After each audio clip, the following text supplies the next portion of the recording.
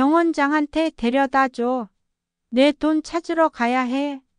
98배 우리 할머니는 오늘도 외칩니다. 사람들은 말했죠.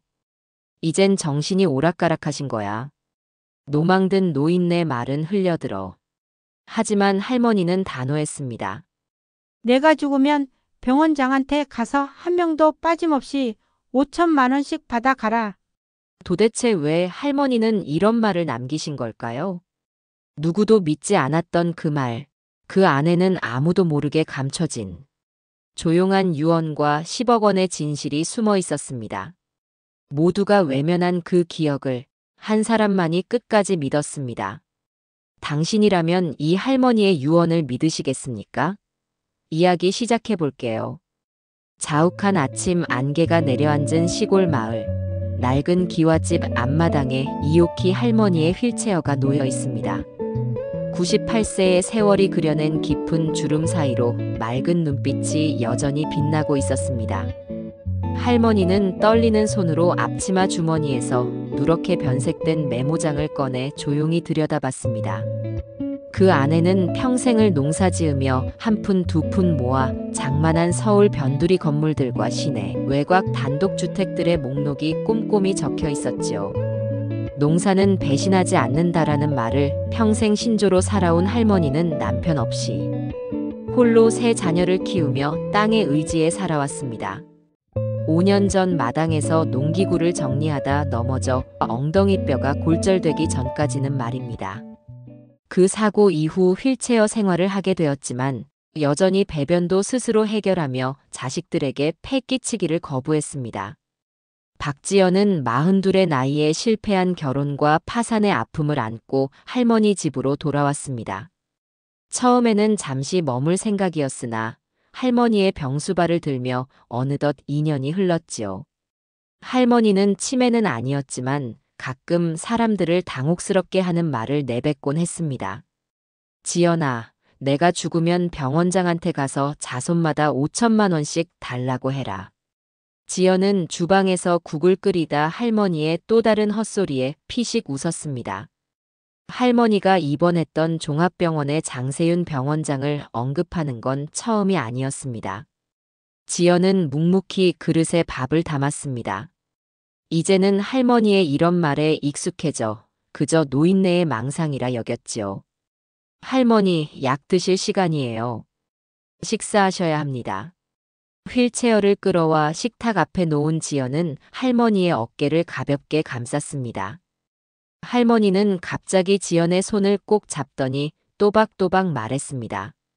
내가 병원에 돈 맡겨놨어. 장세윤 병원장이 알고 있어. 지연은 또다시 반복되는 이야기에 미소만 지었습니다. 아버지는 늘 어머니에게 손을 벌리고 작은아버지는 외국에 살고 이혼한 고모는 지병으로 병원 생활을 하는 상황에서 할머니가 유산 문제로 고민하는 건 당연했습니다. 그저 노인의 걱정이 헛소리로 나오는 것이라 생각했지요. 저녁이 되자 할머니는 텔레비전 앞에 앉아 1일 연속극을 보고 있었습니다. 지연은 할머니의 방을 청소하며 낡은 옷장을 정리했습니다. 그때 서랍 깊숙한 곳에서 누런 봉투 하나를 발견했습니다. 호기심에 열어보니 그 안에는 할머니 명의의 부동산 서류들과 수기로 쓴 메모가 들어 있었습니다. 영철이에게 넘긴 집 2채, 팔아서 병원에 맡긴 돈 10억. 자손들 몫으로. 지연은 의아함에 눈살을 찌푸렸습니다. 영철은 할머니가 유독 아끼는 조카로 어린 시절부터 할머니 집에서 자라며 각별한 정을 나눠온 사람이었습니다. 혹시 할머니의 말이 헛소리가 아닐까? 의심이 들기 시작했습니다. 창밖으로 밤하늘의 별들이 반짝이는 동안 지연은 서류를 다시 제자리에 넣었습니다. 할머니가 텔레비전에서 나오는 드라마를 보며 또다시 중얼거렸습니다. 내가 죽으면 병원장한테 가라. 약속했어. 할머니의 말에 이제는 가볍게 넘기지 못하고 귀를 기울이는 지연. 이 작은 시골집에 숨겨진 비밀이 서서히 그 모습을 드러내기 시작했습니다. 지연은 그날 밤 할머니의 말들이 단순한 노인의 헛소리가 아닐지도 모른다는 생각으로 잠들지 못했습니다. 다음 날 아침, 지연은 할머니를 모시고 동네 시장에 갔습니다. 수레처럼 앞에 바구니가 달린 특수 휠체어로 할머니는 직접 장바구니에 물건을 고르며 즐거워했지요. 채소 코너에서 물을 살펴보던 할머니는 갑자기 목소리를 높였습니다. 내가 병원에 10억 기부했다고. 장세윤 병원장이 약속했어. 내 손주들한테 돌려주겠다고. 주변 사람들의 시선이 일제히 할머니에게 꽂혔습니다. 부끄러움에 얼굴이 붉어진 지연은 서둘러 할머니의 휠체어를 끌고 계산대로 향했습니다. 하지만 이미 누군가의 스마트폰 카메라가 할머니를 향해 있었지요. 지연은 그 순간의 불편함을 애써 무시한 채 할머니를 데리고 집으로 돌아왔습니다. 그로부터 이틀 후, 지연의 휴대폰이 쉴 새 없이 울렸습니다. 동네 친구 미경이었습니다. 지연아, 할머니 영상이 인터넷에 올라갔어. 큰일 났다. 온라인 커뮤니티와 SNS에는 할머니가 시장에서 외치는 영상이 삽시간에 퍼져나갔습니다. 98세 할머니의 충격 고백, 종합병원에 10억 기부했다. 같은 자극적인 제목과 함께 말입니다. 댓글에는 억울한 할머니, 병원 비리 의혹 같은 말들로 가득했고, 심지어 장세윤 병원장의 이름까지 거론되고 있었습니다. 할머니는 평소처럼 텔레비전을 보고 계셨고, 지연은 혼란스러운 마음으로 발견했던 서류 봉투를 다시 꺼냈습니다. 이번에는 더 자세히 살펴보니 5년 전, 할머니가 병원에 입원했던 시기와 맞물려 몇 채의 부동산이 처분된 흔적이 있었습니다. 그리고 할머니의 수기로 쓴 메모에는 분명히 병원에 맡긴 돈이라는 문구가 있었지요. 낮에는 할머니의 약을 챙기고 식사를 준비하느라 더 이상 살펴볼 수 없었지만 밤이 되자 지연은 할머니의 오래된 서랍장을 샅샅이 뒤지기 시작했습니다. 서랍 깊숙한 곳에서 병원 영수증들과 함께 작은 수첩 하나를 발견했습니다. 그 안에는 할머니의 떨리는 글씨체로 적힌 메모가 있었습니다. 5월 18일 영철이와 함께 병원장 만남. 자손들 몫으로 10억 맡김. 사후에 나눠주기로 약속. 그때 휴대폰이 다시 울렸습니다. 화면에는 낯선 번호가 떠 있었지요. 박지연 씨입니까? 저는 종합병원 법무팀 변호사입니다.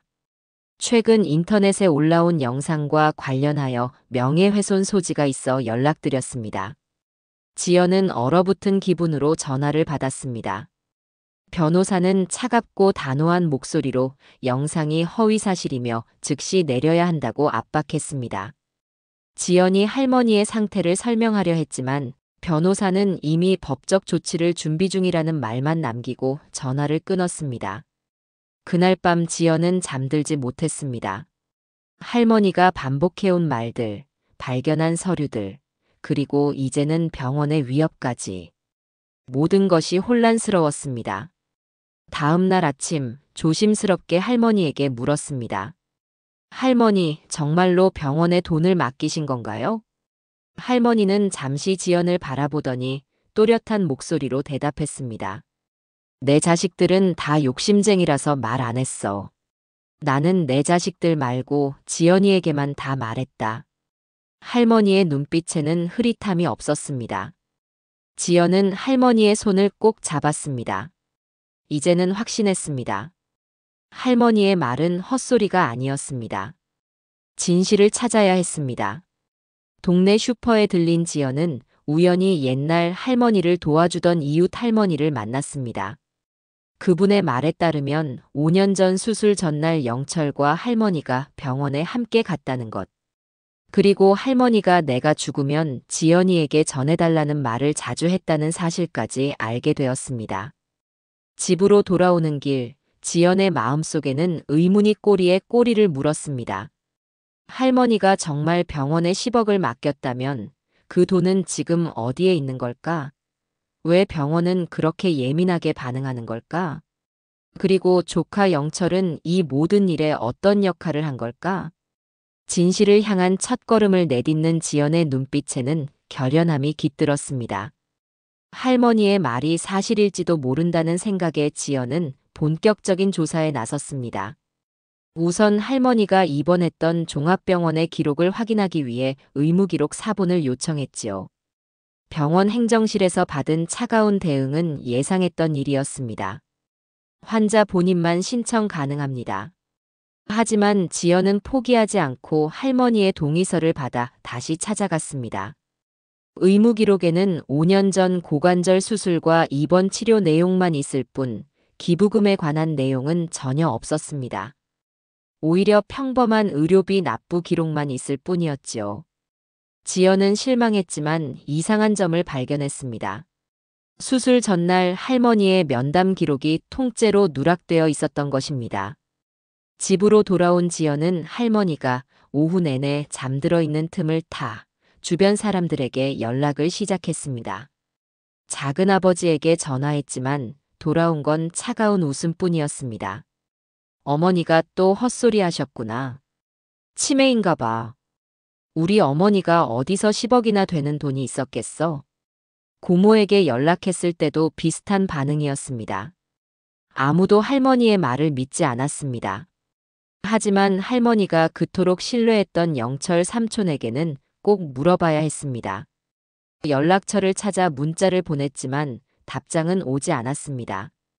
저녁이 되자 할머니는 텔레비전에서 흘러나오는 병원 광고를 보며 또다시 중얼거렸습니다. 장세윤, 약속했잖아. 자손들 몫으로.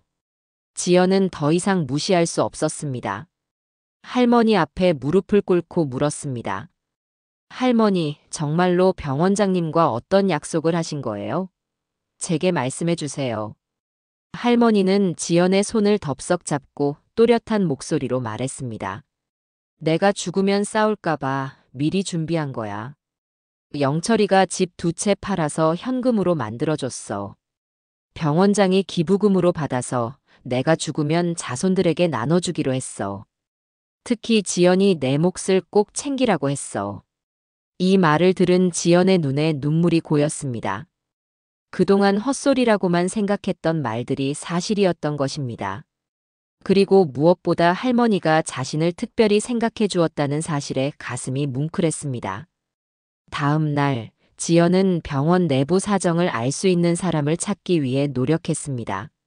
소셜미디어를 통해 병원 직원들을 검색하던 중 5년 전 행정부서에서 일했던 노태성이라는 남자의 존재를 알게 되었습니다. 은퇴 후 동네 카페에서 시간을 보낸다는 정보를 얻은 지연은 바로 그곳으로 향했습니다. 카페 구석에 앉아 책을 읽고 있는 노태성은 70이 넘은 나이에도 단정한 모습이었습니다. 지연이 조심스럽게 다가가 할머니의 이야기를 꺼내자 그는 처음엔 경계하는 기색이 역력했습니다. 하지만 지연의 진심 어린 설명에 조금씩 마음을 열기 시작했지요. 이옥희 할머니. 기억납니다. 수술 전날 병원장실에 오셨었지요. 특이한 케이스라 기억해요. 보통 환자가 병원장을 직접 만나는 경우는 드물거든요. 지연의 가슴이 뛰기 시작했습니다. 드디어 실마리를 찾은 것 같았습니다. 그때 무슨 일이 있었는지 기억하세요? 노태성은 잠시 주변을 살피더니 목소리를 낮추어 말했습니다. 비공식 미팅이었어요. 할머니와 조카분이 오셨고 병원장실에서 단둘이 오랫동안 대화를 나누셨지요. 나중에 들은 바로는 기부처럼 처리하되 사후 유족에게 전달하라는 특별한 요청이 있었다고 합니다. 하지만 공식 기록은 모두 사라졌어요. 노태성의 말에 지연은 확신을 얻었습니다. 할머니의 말은 사실이었죠.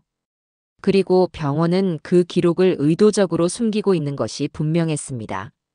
노태성과 헤어지며 그는 마지막으로 한마디를 덧붙였습니다. 조심하세요. 장세윤 병원장은 권력이 강한 사람입니다.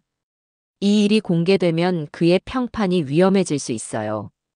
집으로 돌아오는 길, 지연의 마음은 복잡했습니다.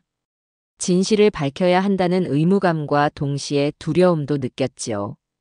하지만 할머니를 위해 그리고 공정함을 위해 이 일을 끝까지 파헤쳐야 한다고 생각했습니다. 할머니의 유산은 단순한 돈의 문제가 아니라 그녀의 마지막 뜻을 존중하는 문제였으니까요. 집에 도착한 지연은 할머니가 평화롭게 낮잠을 자고 있는 모습을 보며 결심했습니다. 내일은 영철 삼촌을 직접 찾아가 진실을 물어볼 것입니다. 이제 그만 모든 비밀에서 벗어나 할머니의 뜻을 제대로 실현할 때가 온 것 같았습니다. 이른 아침, 지연은 영철 삼촌의 집을 찾아갔습니다. 서울 변두리에 있는 작은 사무실 겸 자택이었습니다. 문을 두드리자 50대 중반의 남자가 놀란 표정으로 문을 열었지요. 영철은 지연을 보자 어색한 미소를 지었습니다. 지연이? 이런데 웬일이야? 지연은 거실에 앉아 차를 마시며 조심스럽게 본론으로 들어갔습니다. 할머니의 기부금 이야기를 꺼내자 영철의 표정이 굳어졌습니다. 처음에는 모르는 척했지만 지연이 노태성에게서 들은 이야기를 언급하자 더 이상 부인할 수 없었습니다. 큰일 났네. 이 일이 밖으로 새어나가면 안 되는데. 영철은 한숨을 내쉬며 말을 이어갔습니다. 할머니가 수술 직전 찾아와 자식들이 유산을 두고 싸울까 걱정된다며 자신에게 부동산 2채를 넘기고 그것을 팔아 병원에 맡겨달라고 부탁했다는 것이었습니다. 특히 지연의 몫을 꼭 챙겨달라는 당부도 있었지요. 난 할머니 뜻대로 했을 뿐이야. 하지만 병원장이 그 돈을 기부금으로 둔갑시켜버렸어. 내가 항의했지만 소용없었지. 지연은 영철의 말에 충격을 받았습니다. 10억이라는 거액이 정말로 존재했고 병원장이 그것을 불법적으로 사용하고 있다는 사실을 확인한 것입니다. 영철은 처음엔 유산 다툼에 휘말릴까 두려워 입을 다물었지만 이제는 진실을 밝히는 데 도움을 주겠다고 했습니다. 증거가 필요해. 병원장실에서의 대화 내용이나 돈을 건넨 증거가 있어야 해. 영철은 자신이 가지고 있던 부동산 매매 계약서와 병원 측에 돈을 전달했던 영수증 사본을 건넸습니다. 그리고 당시 할머니가 병원장에게 보낸 편지 원본도 있었습니다. 떨리는 손글씨로 내가 죽으면 지연이와 손자들에게 골고루 나눠주세요라고 적혀 있었지요. 지연은 이 서류들을 들고 다시 노태성을 찾아갔습니다. 카페에서 만난 노태성은 서류를 보더니 고개를 끄덕였습니다. 이건 확실한 증거예요. 하지만 더 확실한 것이 필요합니다. 노태성은 자신이 병원에서 일할 당시 모은 정보가 있다며 낡은 노트북을 켰습니다.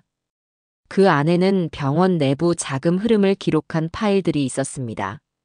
5년 전 할머니의 수술 날짜와 일치하는 날, 익명의 기부자 명의로 10억 원이 입금된 기록이 있었지요.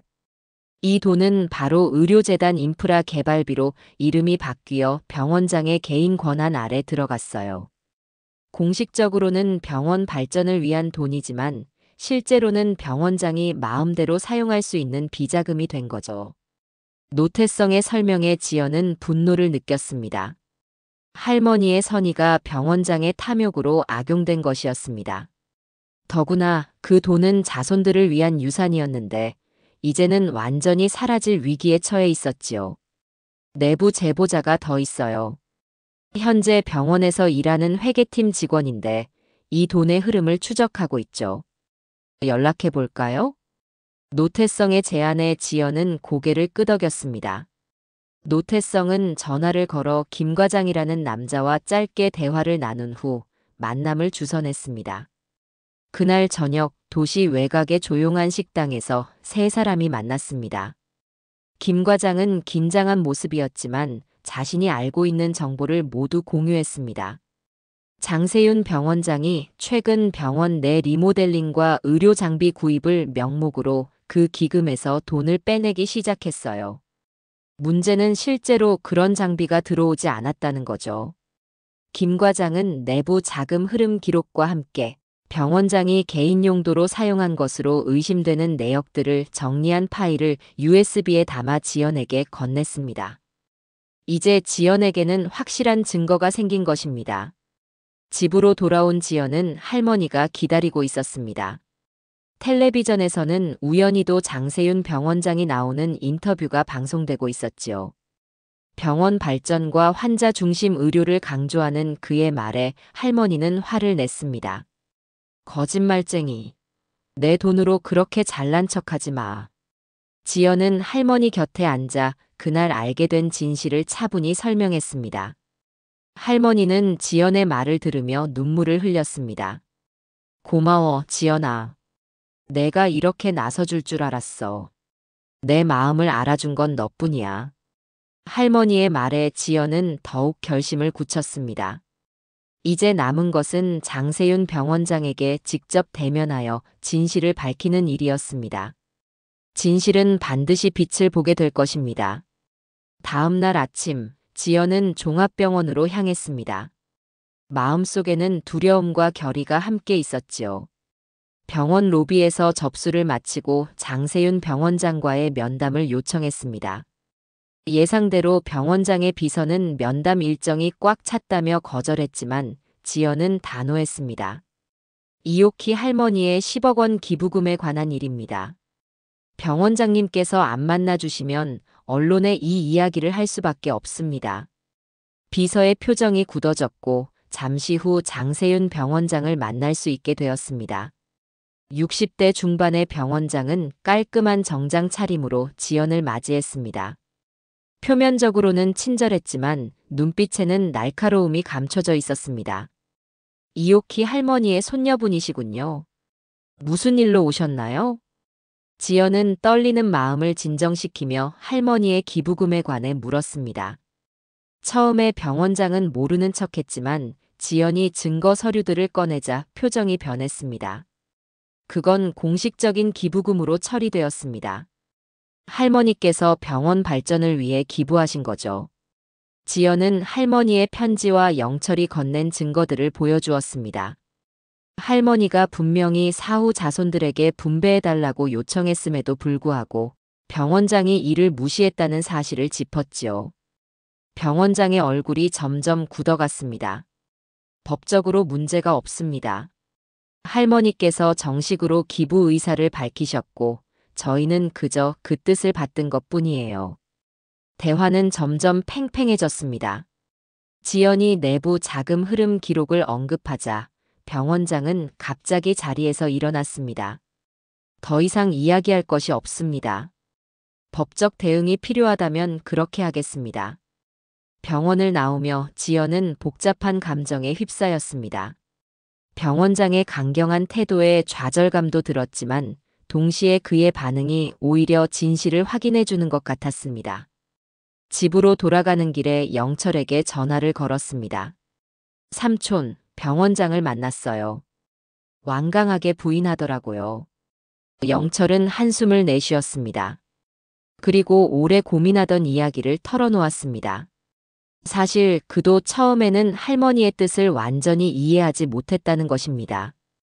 부동산을 팔아 현금화하는 과정에서 본인의 이익을 위해 일부 금액을 누락시키려 했지만 할머니의 진심을 알게 된 후 마음을 바꿨다고 했습니다. 지연아, 사실 난 처음에 할머니가 나를 믿어줘서 기뻤지만 한편으론 욕심도 났어. 하지만 할머니가 특별히 너와 내 아이들을 위해 이런 준비를 하셨다는 걸 알고 나서는 내 양심이 용납하지 않더라. 영철은 자신이 가지고 있던 마지막 증거를 공개하겠다고 했습니다.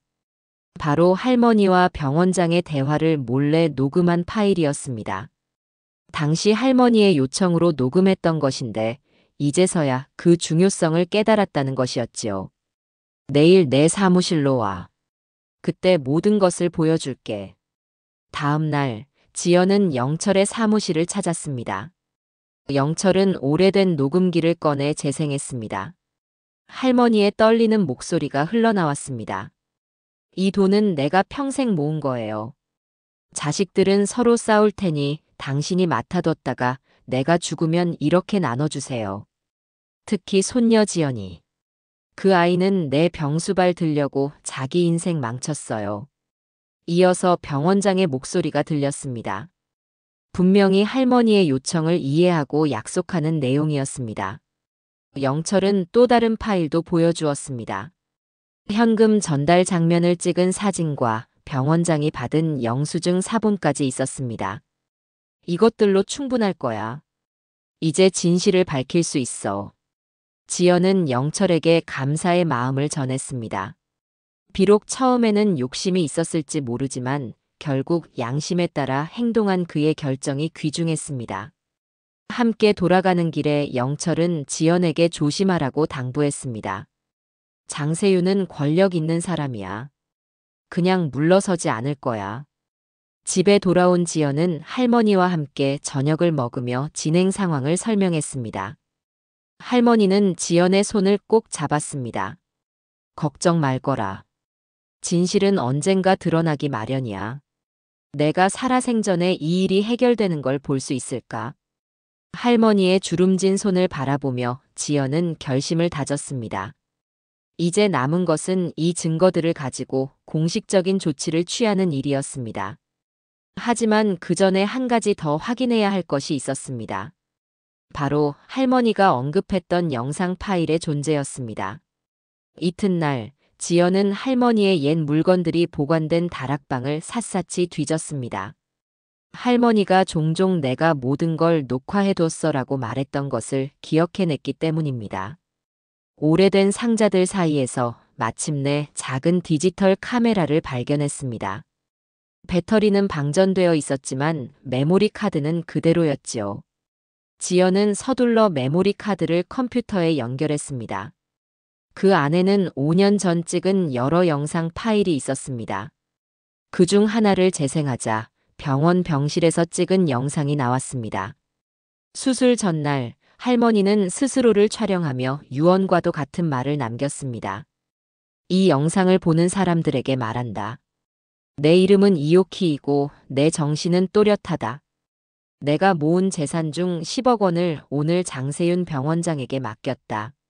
내 자식들은 싸우기만 해. 이 돈은 지연이랑 손자들 줄 돈이니 병원에서 잘 전해줘요. 영철이가 이 일을 도와줬으니 나중에 문제 생기면 영철이에게 물어보세요. 지연의 눈에 눈물이 고였습니다. 영상 속 할머니의 목소리는 힘이 있었고 정신도 또렷했습니다. 이 영상은 할머니의 의도를 명확히 보여주는 결정적인 증거였습니다. 더 놀라운 것은 다음 영상이었습니다. 병원장과의 대화 장면을 몰래 촬영한 것이었지요. 화질은 좋지 않았지만 대화 내용은 선명하게 들렸습니다. 장 병원장님, 이 돈은 내가 평생 모은 돈이에요. 기부금으로 받아주되 내가 죽으면 내 자손들에게 나눠줘요. 특히 지연이 목숨 꼭 챙겨주세요. 병원장은 고개를 끄덕이며 대답했습니다. 걱정 마세요. 할머니 뜻대로 하겠습니다. 저희 병원을 믿으셔도 됩니다. 이 영상을 본 지연은 마침내 모든 퍼즐이 맞춰지는 느낌이었습니다. 할머니는 처음부터 계획을 세우고 증거를 남겨두었던 것입니다. 그녀의 지혜로움에 경외감을 느끼며 지연은 노태성에게 연락을 취했습니다. 결정적인 증거를 찾았어요. 이제 어떻게 해야 할까요? 노태성은 신중하게 조언했습니다. 공익신고와 언론 제보를 동시에 진행하는 게 좋겠어요. 하지만 병원 측의 반격에 대비해야 합니다. 지연은 영철과 노태성, 그리고 병원 내부 제보자와 함께 전략을 세웠습니다. 우선 공익신고센터에 증거 자료를 모두 제출하고 동시에 신뢰할 수 있는 언론사 기자를 만나기로 했습니다. 모든 준비를 마치고 첫 기사가 나갈 예정이던 전날 밤, 예상치 못한 일이 발생했습니다. 지연의 휴대폰으로 익명의 전화가 걸려왔습니다. 박지연 씨, 이대로 진행하면 위험해질 수 있습니다. 병원장이 당신의 모든 행적을 파악하고 있어요. 순간 지연은 등골이 오싹해졌습니다. 하지만 물러설 수는 없었습니다. 이미 다음 날 아침 주요 일간지와 방송사에 이 사건이 보도될 예정이었으니까요. 잠 못 이루는 밤을 보낸 지연은 아침 일찍 신문을 펼쳤습니다. 예상대로 할머니의 기부금 사건이 일면에 크게 실렸습니다. 종합병원장, 98세 할머니의 유산 10억 원 횡령 의혹. 그러나 동시에 병원 측도 반격을 시작했습니다. 바로 옆 기사에는 장세윤 병원장의 입장이 실렸습니다. 치매 증상 보이는 노인의 망상일 뿐. 법적 대응 예정. 병원 측은 이오키 할머니의 정신 상태를 문제 삼아 모든 주장을 부인했습니다. 그리고 지연을 할머니의 유산을 노리는 탐욕스러운 손녀로 묘사했지요. 언론은 양측의 주장을 모두 보도하며 진실이 무엇인지 의문을 던졌습니다. 그날 오후 병원 측은 기자회견을 열어 적극 해명에 나섰습니다. 장세윤 병원장은 익명의 기부는 있었으나 그것이 이오키 할머니의 것이라는 증거가 없다고 주장했습니다. 더불어 병원 법무팀은 지연을 명예훼손으로 고소하겠다고 밝혔지요. 상황이 불리하게 돌아가는 듯 했습니다. 지연은 절망감에 빠져 할머니 앞에서 울음을 터뜨렸습니다. 할머니, 어떻게 해야 할지 모르겠어요. 아무도 우리 말을 믿어주지 않아요. 할머니는 지연의 손을 꼭 잡으며 위로했습니다. 괜찮다, 지연아. 진실은 언젠가 빛을 보는 법이야. 우린 포기하지 않을 거야. 그때 지연의 휴대폰이 울렸습니다. 노태성이었습니다. 그의 목소리는 들떠 있었습니다. 지연 씨, 좋은 소식이에요. 제가 당시 회의를 몰래 녹음해뒀던 파일을 찾았어요.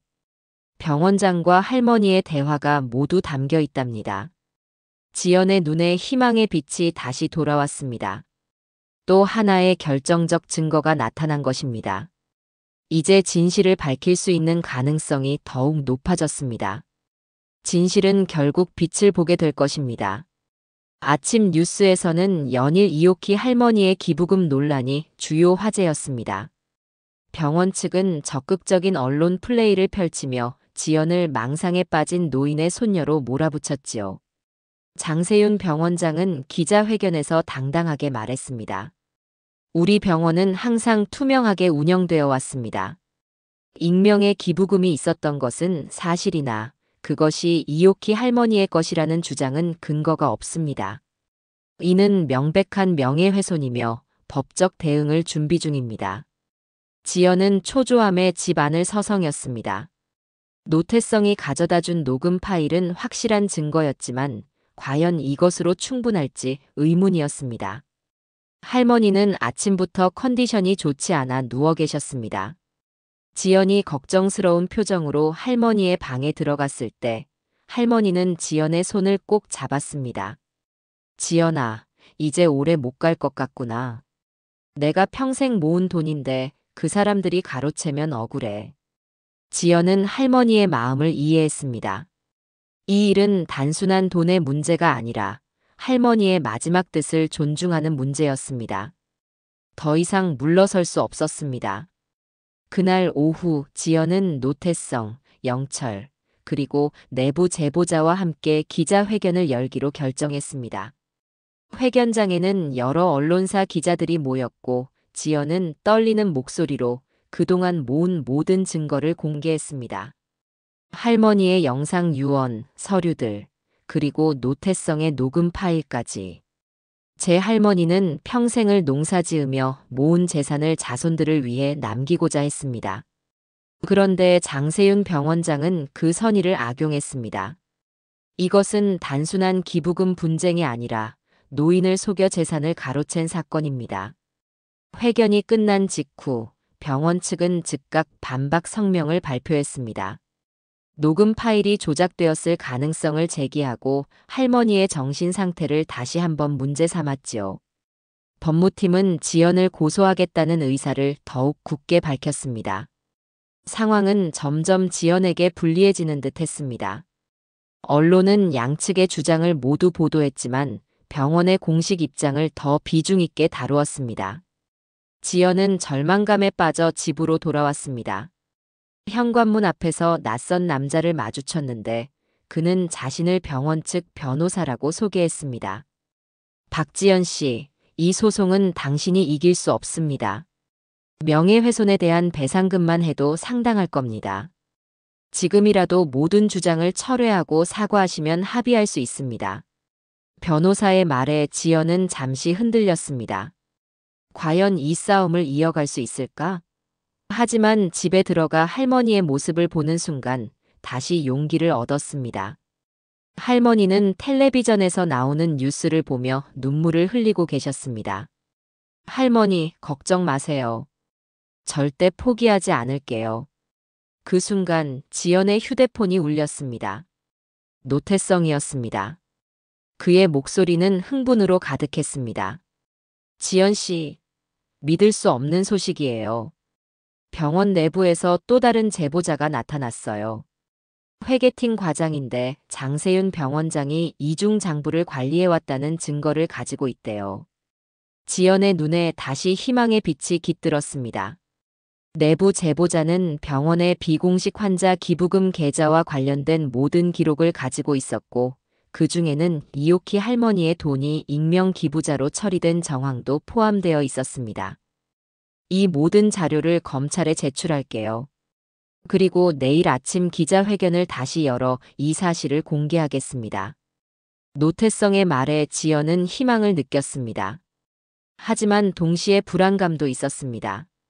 병원장은 쉽게 물러서지 않을 것이기 때문입니다. 그날 밤 지연은 할머니의 방에서 오래된 사진첩을 함께 보며 위로를 나눴습니다. 할머니, 이제 곧 진실이 밝혀질 거예요. 그동안 할머니가 얼마나 현명하셨는지 모두가 알게 될 거예요. 할머니는 지연의 손을 꼭 잡으며 미소 지었습니다. 그 눈빛은 여전히 맑고 또렷했습니다. 고마워, 지연아. 내가 있어서 참 다행이야. 다음 날 아침 모든 언론사는 충격적인 소식을 보도했습니다. 병원 내부 제보로 장세윤 병원장의 비자금 운영 의혹이 제기되었고 검찰이 수사에 착수했다는 내용이었습니다. 더불어 이오키 할머니의 기부금 사건도 새롭게 조명받기 시작했지요. 지연은 안도의 한숨을 내쉬었습니다. 드디어 진실이 밝혀지기 시작한 것입니다. 하지만 이것이 끝이 아니라는 것을 알고 있었습니다. 앞으로도 험난한 여정이 기다리고 있을 것입니다. 하지만 이제 지연은 두렵지 않았습니다. 할머니의 지혜와 용기, 그리고 주변의 도움으로 반드시 정의를 실현할 수 있을 것이라 믿었습니다. 3달이 지났습니다. 검찰 수사는 신속하게 진행되었고 장세윤 병원장은 결국 병원 자금 횡령 혐의로 기소되었습니다. 언론에서는 연일 할머니의 유언장 사건이라 불리며 큰 화제가 되었지요. 장세윤 병원장은 병원에서 사임했고 재단 이사회는 공식적으로 사과문을 발표했습니다. 이오키 할머니의 뜻을 무시하고 기부금을 잘못 관리한 점 깊이 사과드립니다. 할머니의 뜻에 따라 해당 금액을 가족에게 돌려드리고 향후 투명한 병원 운영을 약속드립니다. 이 모든 과정에서 가장 힘들었던 것은 병원 측의 끊임없는 압박이었습니다. 지연은 수차례 협박 전화를 받았고 집 앞에서 미행을 당하기도 했습니다. 하지만 노태성, 영철, 그리고 내부 제보자들의 도움으로 모든 어려움을 이겨낼 수 있었습니다. 진실이 밝혀지고 난 뒤 할머니의 10억 원은 할머니의 뜻대로 자손들에게 분배되었습니다. 지연과 그녀의 아이들에게는 3억 원이 돌아왔고 나머지는 다른 자손들과 지역 장학재단에 기부되었습니다. 할머니는 끝까지 자신의 뜻을 관철시킨 것이었습니다. 가을이 깊어가던 어느 날, 이오키 할머니는 평온한 얼굴로 세상을 떠났습니다. 마지막 순간까지 지연의 손을 꼭 잡고 있었지요. 장례식에는 많은 사람들이 찾아왔습니다. 노태성, 내부 제보자들, 그리고 할머니의 이야기를 보도했던 기자들까지. 모두가 할머니의 지혜와 용기에 존경을 표했습니다. 영철은 장례식 내내 눈물을 흘렸습니다. 그는 지연에게 다가와 작은 상자를 건넸습니다. 이건 할머니가 나에게 맡긴 거야. 내게 전해달라고 하셨어. 상자 안에는 오래된 금반지와 편지 한 장이 들어 있었습니다. 할머니의 떨리는 글씨로 쓴 편지에는 이런 내용이 담겨 있었습니다. 지연아, 이 반지는 내가 결혼할 때 받은 유일한 보물이다. 내가 내 곁에서 힘이 되어줘서 참 고맙다. 세상의 진실은 반드시 이긴다는 걸 내가 증명해 주었구나. 이제 너는 당당하게 내 인생을 살아가렴. 할머니가 항상 지켜볼게. 장례를 마치고 모두가 떠난 뒤 지연은 할머니의 방을 정리하기 시작했습니다. 구석에 놓인 작은 상자에서 또 하나의 일기장을 발견했지요. 그 안에는 할머니가 5년 전부터 써온 일기가 빼곡히 적혀 있었습니다. 오늘 병원장을 만났다. 내 돈을 맡겼다. 그가 약속을 지킬지 불안하지만 녹음도 하고 영철이에게도 부탁해 두었다. 지연이에게 무언가 해줄 수 있어 다행이다. 지연은 일기장을 읽으며 눈물을 흘렸습니다. 할머니는 처음부터 모든 것을 계획하고 있었던 것입니다. 허약해 보이는 노인의 모습 뒤에 놀라운 지혜가 숨겨져 있었습니다. 시간이 흘러 겨울이 왔습니다. 지연은 할머니의 집에 그대로 남아 살기로 했습니다. 할머니가 평생을 바쳐 가꾼 땅과 기억을 지키고 싶었기 때문입니다. 받은 돈으로는 딸의 교육비를 마련하고 작은 카페를 열어 새 삶을 시작했습니다. 어느 눈 내리는 날, 지연의 11살 딸 은서가 물었습니다. 엄마, 정말 증조 할머니 말이 다 진짜였어? 지연은 창밖으로 내리는 눈을 바라보며 잠시 생각에 잠겼습니다. 할머니와 함께한 시간, 진실을 밝히기 위해 싸웠던 나날들, 그리고 마침내 찾아온 정혜. 모든 것이 주마등처럼 스쳐 지나갔습니다. 지연은 은서를 품에 안고 미소 지었습니다. 응. 한치의 거짓도 없었어. 우리 할머니니까. 창밖으로 눈이 소리 없이 내리는 동안 지연은 할머니가 남긴 진정한 유산이 무엇인지 깨달았습니다. 그것은 돈이 아니라 정의를 위해 끝까지 싸우는 용기와 지혜였습니다. 지연은 그 유산을 가슴 깊이 간직하며 새로운 삶을 이어갔습니다. 할머니의 이야기는 끝났지만 그녀가 남긴 지혜는 앞으로도 오랫동안 지연의 삶을 비추는 등불이 될 것입니다. 지금까지 긴 영상 시청해 주셔서 감사합니다. 다음 이야기도 기대해 주세요.